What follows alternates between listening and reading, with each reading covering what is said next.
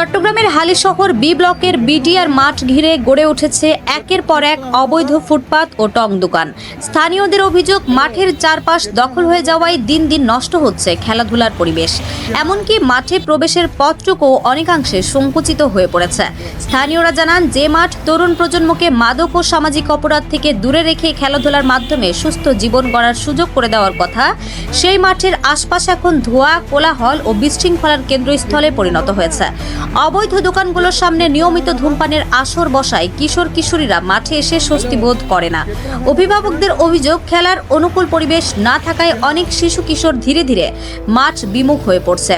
তারা সময় কাটাচ্ছে মোবাইল ফোন, ভিডিও গেম ও বিভিন্ন ইনডোর বিনোদনে। এতে শারীরিক ও মানসিক বিকাশ ব্যাহত হবার পাশাপাশি বাড়ছে মোবাইল আসক্তির ঝুঁকিও।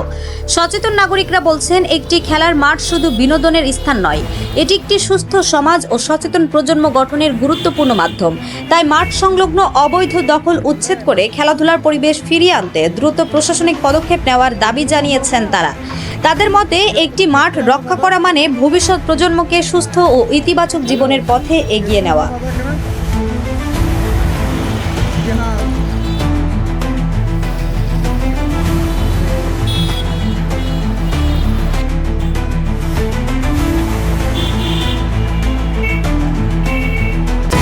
HM Expert B500 CWR স্বাধীনতার সুবর্ণ জয়ন্তীতে নতুন বাংলাদেশ গড়ার প্রত্যয়।